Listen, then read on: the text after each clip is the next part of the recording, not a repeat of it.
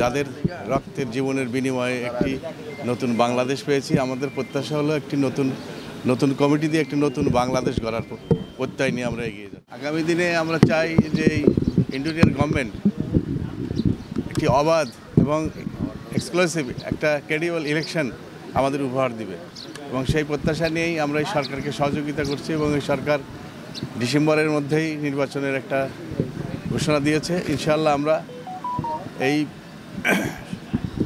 একটি অবাধ ও সুষ্ঠু নির্বাচনের মধ্যে দিয়েই আমরা একটি নতুন বাংলাদেশ গড়ার এবং তারেক জিয়ার নেতৃত্বে আমাদের জেলার নেতা ইকবাল হাসান মাহমুদ টুকু সাহেবের নেতৃত্বে একটি সিরাজগঞ্জে একটি নতুন জেলা গড়ার জন্য আমরা নতুন দুর্নীতিমুক্ত একটি বাংলাদেশ গড়ার জন্য আমরা যে তারেক জিয়ার নেতৃত্বে যে গণতন্ত্র উত্তরণের জন্য যে আমরা সামনে যে আমাদের অগ্রগতি জনগণের যে প্রত্যাশা সেই প্রত্যাশা পূরণ করার জন্যই আমরা নতুন কমিটি নিয়ে এবং আগামী দিনে একটি দুর্নীতিমুক্ত একটি সরকার আমরা গঠন করার জন্য তারেক জিয়ার নেতৃত্বে একটি নতুন বাংলাদেশ গড়ার জন্য আমরা এগিয়ে যাব।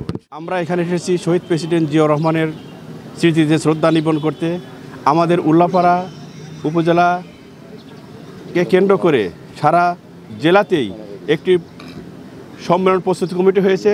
সেই সম্মেলন প্রস্তুতি কমিটির সম্মান দেখানোর জন্য আমরা এখানে এসেছি। আমরা উপজেলা বিএনপি গত 17 বছর মাঠে থেকে নিরলস পরিশ্রম করে আমরা এতদূর নিয়ে এসেছি।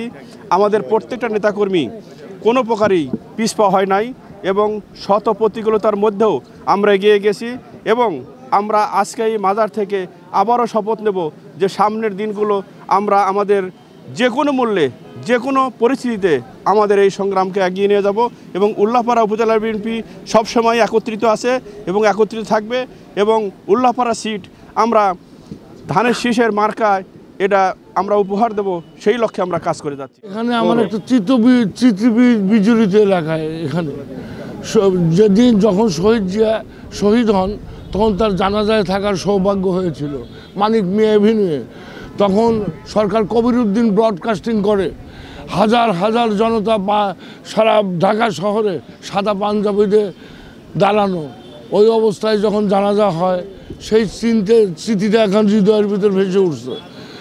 ইনশাআল্লাহ আগামীতে আমরা আমাদের নেতা আজাদ সাহেবের নেতৃত্বে ওয়াহাব ভাইয়ের নেতৃত্বে আগামী দিনে উল্লাপাড়া সিরাজগঞ্জ 4 আসন